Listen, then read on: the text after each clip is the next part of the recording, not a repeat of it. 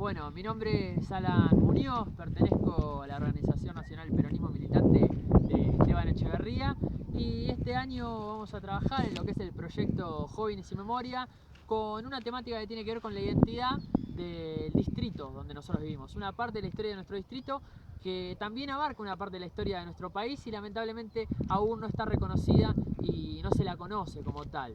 En el lugar donde ahora nos encontramos es la laguna de Rocha de Esteban Echeverría.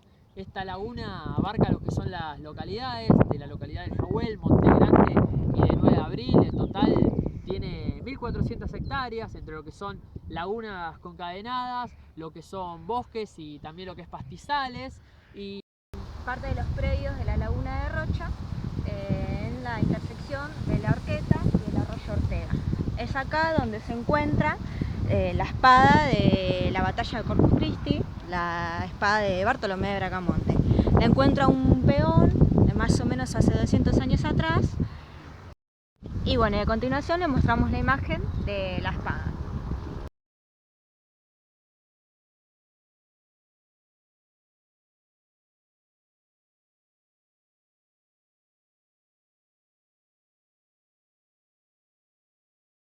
Fue el lugar que eligieron nuestros querandíes para emboscar a los españoles, ya que con Bucamadura, un caballo, que vieron cajinulo de movilidad. Es el lugar que los querandíes utilizaban para esconderse y desde aquí poder atacar a los españoles que venían a caballo. Nuestros querandíes utilizaban una especie de herramienta llamada boleadora, que utilizaban para tirárselas a sus caballos y así poder tener una batalla cuerpo a cuerpo. Como se puede ver, este bosque tiene una particularidad, que es que sus árboles son achatados y hace que cualquier persona que esté desde afuera no pueda distinguir si hay alguien o no adentro. Acompáñenme.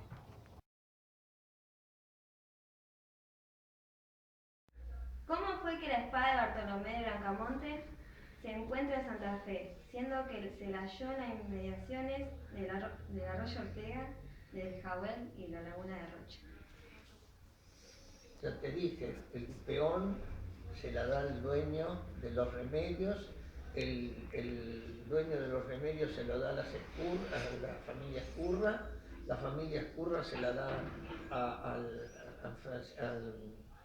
general, ahora se me escapó, a un general que iba a ser el Garmendia era. Garmendia. Francisco Garmendia. Se queda la espada en su colección privada, porque era un tipo que tenía hay muchos tipos que tienen metejón por coleccionar armas. Y bueno, entonces cuando muere Garmendia, que creo que muere en el año que yo nací, en el 25, eso lo tengo todo documentado. Claro. Escribí un libro yo. ¿Qué te digo? Cuando él muere, sale a remate.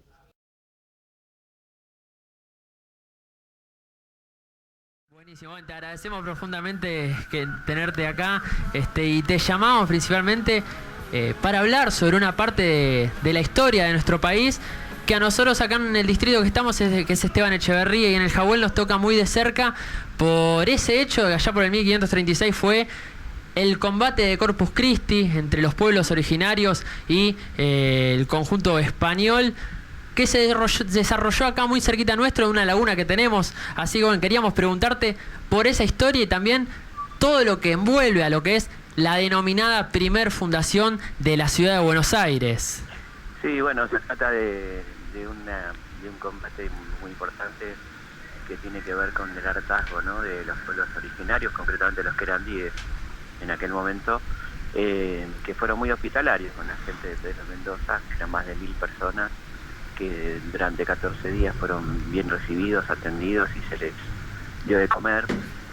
Y los querandíes consideraron que era un tiempo prudencial ya para que se abastecieran por sí mismos, digamos, y esta gente, que en su mayoría eran de los denominados nobles, o sea que no tenían habilidades manuales, no se dedicaron a conseguir alimentos, ¿no? Y bueno, no solo eso, sino que cuando dejaron de llevar a los querandíes las provisiones, decidieron atacarlo y ahí se produce, en ese contexto se produce este combate que es una masacre realmente, ¿no? Comienza con un ataque sorpresivo porque esta gente no esperaba este ataque, junto con otras escaramuzas que se dan, y eso provoca finalmente el cerco a Buenos Aires, el sitio a Buenos Aires, y que empieza a padecer el hambre, ¿no? Rodeado por los querandíes, empieza a aparecer un hambre que está reflejado, por ejemplo, en el cuento musical Ainés. Tal cual. Bueno, en su momento, en lo que son acá en el Jahuel, en las inmediaciones de uno de los arroyos, que es el arroyo Ortega, y esta laguna de Rocha, que era donde se proveían los querandíes de los alimentos, se halló la hoja de una de las espadas que pertenecía a uno de los tenientes. Hablamos de Bartolomé de Bracamonte, de dicho ejército español, que también, bueno, encontró la muerte en ese combate en estas tierras, y de que tampoco, lamentablemente, no se conoce, ¿no?, mucho lo que es la historia de esa persona. No, claro, bueno, hay muy poco dato, ¿no? Tenemos a veces los nombres nada más. Claro, sí.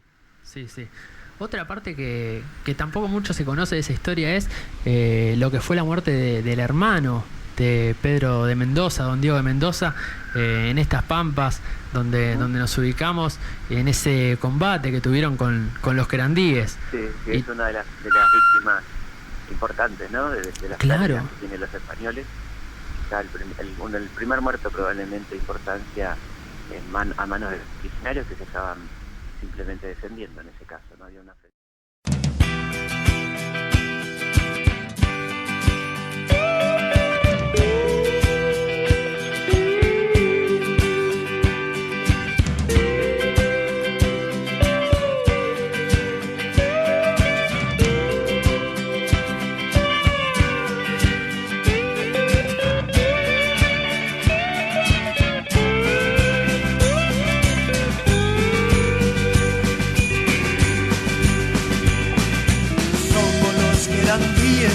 Herederos de esta tierra, somos nietos del indio que mataron esos hombres de mierda.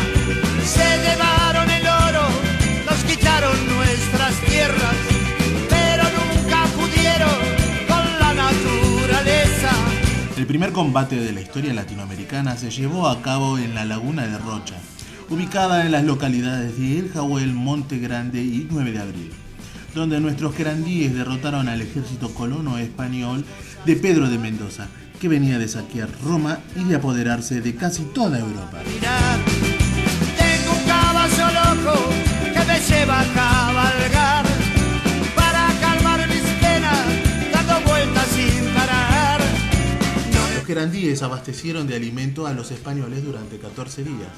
Ante el maltrato de los españoles, los querandíes dejaron de proveérselos. Tengo plantas y flores de un rancho humilde es mi hogar. Tengo los animales y cosas para cuidar.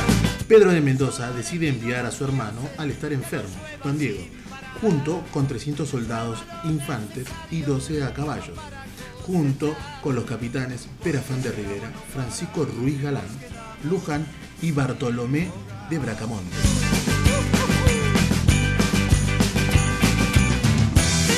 Los querandíes emboscaron a los españoles en el humedal, con la ventaja de conocer el terreno, los cuales, casi nulos de movilidad con sus caballos y armaduras, son alcanzados por la fuerza de las boleadoras, las flechas y las tacuanas, dando muerte a la mayoría de los españoles, inclusive a Diego de Mendoza y a Bartolomé de Bracamonte, del cual se halló la hoja de su espada en los terrenos del margen del arroyo Ortega de El Jahuel, lindante a la laguna de Rocha.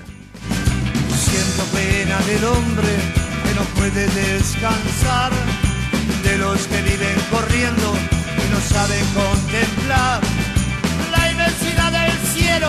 Luego del avance de los querandíes, junto con los timbúes y otros pueblos originarios, asediaron el fuerte español ubicado en lo que hoy es el Parque Lezama durante casi 30 días, con bolas arrojadizas y flechas incendiarias, causándoles muchas muertes a los españoles en la Santa María de los Buenos Aires, tanto por las agresiones como por el hambre. De cantar, saben lo necesario y no quieren saber más.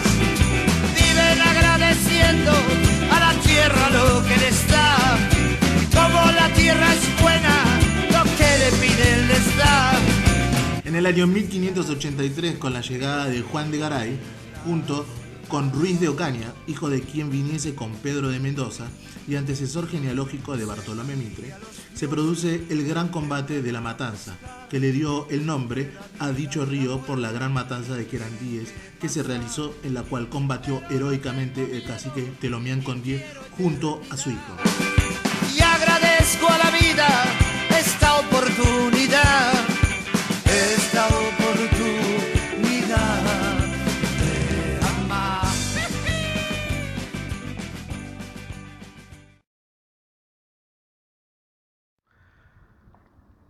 En el año 2012, la laguna de Rocha de Esteban Echeverría fue declarada Reserva Natural, Integral y Mixta por la Cámara de Diputados Provincial. Lamentablemente, esa alegría no duró demasiado, ya que en el año 2013, la misma Cámara que la había aprobado decretó otra ley que le quitó 64 hectáreas para que las mismas sean cedidas a los clubes Boca Juniors y Racing Club de Avellaneda. Finalmente, al momento de finalizar este proyecto de Jóvenes y Memoria, tuvimos la gran noticia de que la Corte Suprema Provincial decretó que esa ley sería dada de baja y que las respectivas 64 hectáreas volvían a formar parte de la Reserva Natural. De esta manera, también son enjuiciados el Racing Club de Avellaneda y Boca Juniors.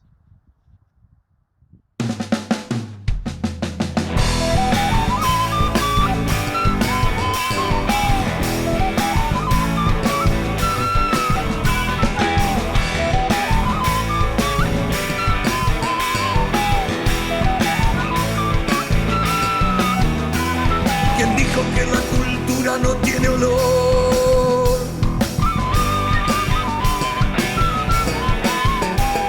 ¿Quién dijo que la cultura no tiene olor? Huele a toba mutilado, cacique descuartizado, negro secuestrado, muriendo a latigazos, hospitales saturados, pobreríos infectados, pibes que no llegan a ver ni un puto carnaval. Y pintan tus pintores, suena tu música final. Siguen creciendo sanitos, tus niños, tus niñas. Europa y tu simiente de choreo y de muerte, la belleza del